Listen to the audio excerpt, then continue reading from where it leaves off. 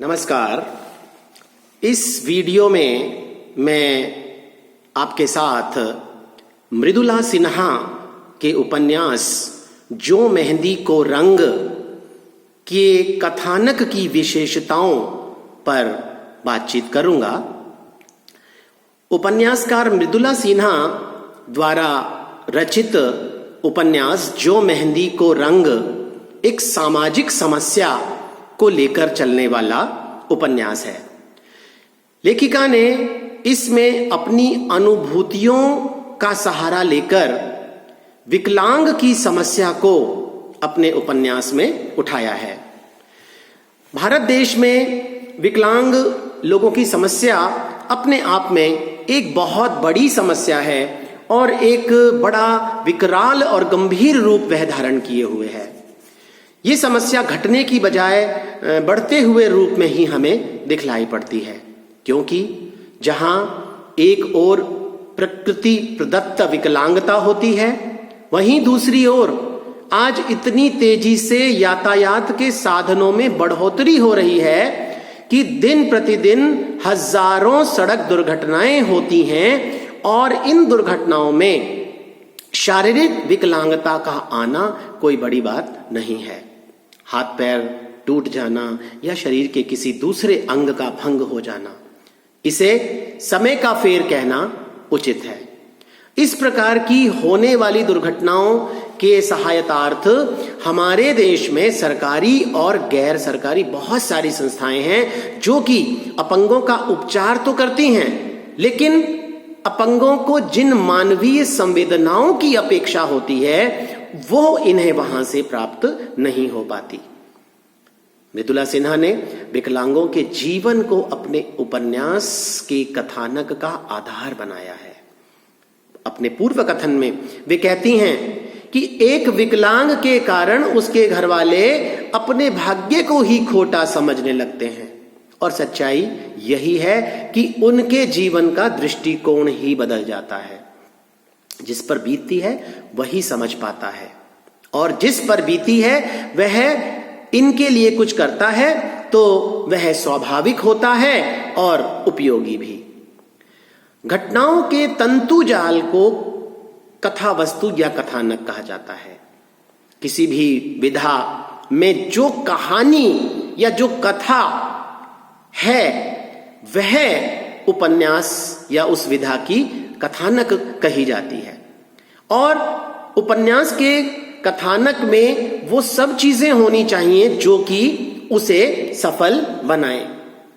यहां हम मृदुला सिन्हा के उपन्यास जो मेहंदी के रंग की बात करते हैं तो हम देखते हैं कि उपन्यास के कथानक में यहां तीन स्थितियां हमें दिखाई पड़ती हैं: कथानक का प्रारंभ, कथानक का विकास और कथानक का चरमोत्कर्ष।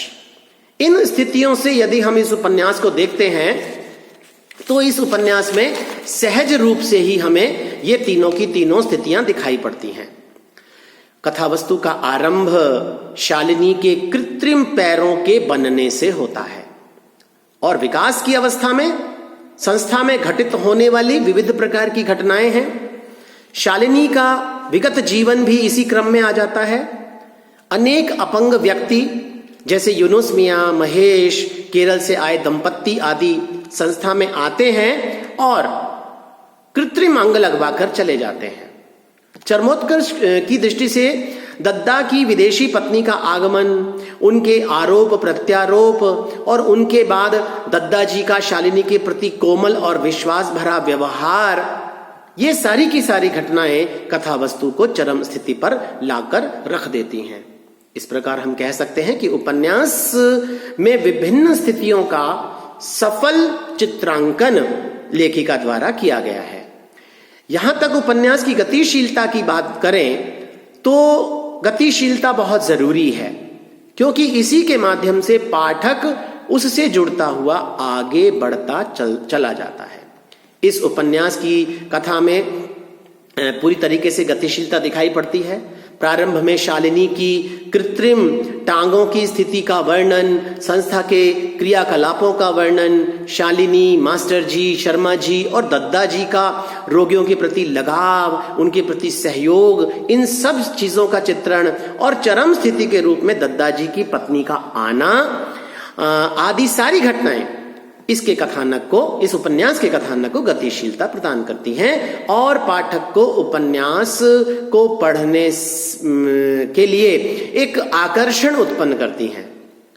पाठक उपन्यास में रुचि लेता है और अपनी उत्सुकता को शांत करने के लिए उसमें तल्लीन रहता है। इसके साथ साथ यूनुस मियां, शालिनी, अन्य आगंतुक जितने भी इसमें चित्रित किए गए हैं, रोगियों के प्रसंग, विविध विचार भाव आदि की अभिव्यक्ति आदि कथा को गतिशीलता प्रदान करती हैं। कथानक में कहीं भी शिथिलता की अनुभूति नहीं होती। इस प्रकार गतिशीलता की दृष्टि से उपन्यास प्रभावपूर्ण है। संगठनात्मकता की दृष्टि से देखें तो उपन्यास अपने आप में पूरी तरह से सुगठित है। यद्यपि यह विषय अपने आप में अनोखा है, लेकिन फिर भी लेखिका ने अपने बुद्धि कौशल से कथानक और कथानक की कार्य कारण श्रृंखला को बनाए रखने में पूर्ण सफलता प्राप्त की है। कहीं भी पाठक को ऐसा महसूस नहीं होता कि अनावश्यक व्यवधान उपन्यास में उत्पन्न हो रहा है या कथानक की संगठनात्मकता में कहीं बाधा उत्पन्न हो रही है। कहने का मतलब यह है कि सारी घटनाएं एक सूत्र में पिरोई हुई लगती हैं। मुख्य कथा शालिनी से जुड़ी हुई है और अन्य छोटी छोटी कथाएं प्रत्यक्ष या अप्रत्यक्ष रूप में शालिनी की कथा से जुड़ी हुई हैं। प्रत्येक घटना के साथ किसी न किसी रूप में वह जुड़ी हुई है और कथा की संगठनात्मकता का प्रतिनिधित्व करती है। इसी के साथ दद्दा जी और उनसे जुड़ी हुई सभी घटनाएं भी हम देख सकते हैं।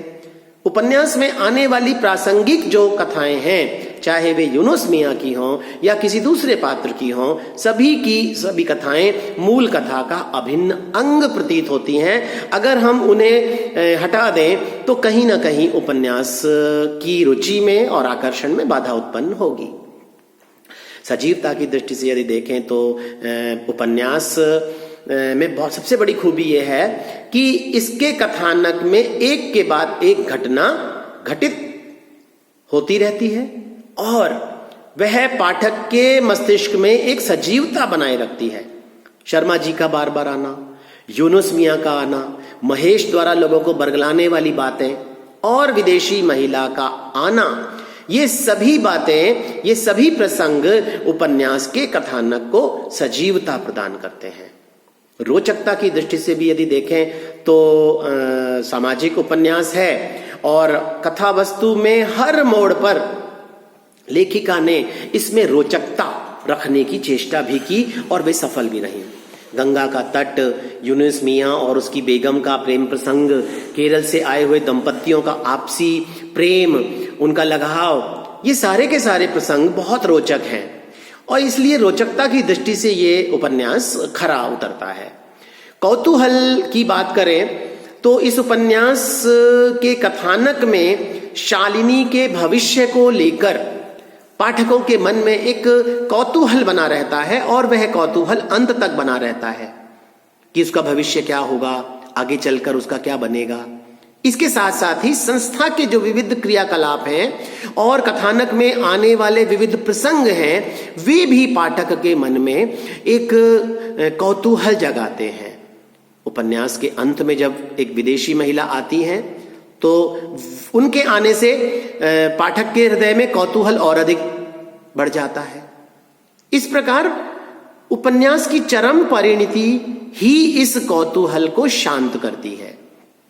इस प्रकार से हम देखते हैं कि गतिशीलता की दृष्टि से, संगठनात्मकता की दृष्टि से, सजीवता की दृष्टि से, रोचकता की दृष्टि से, कौतूहलता की दृष्टि से यह उपन्यास एक सफलतम उपन्यास है।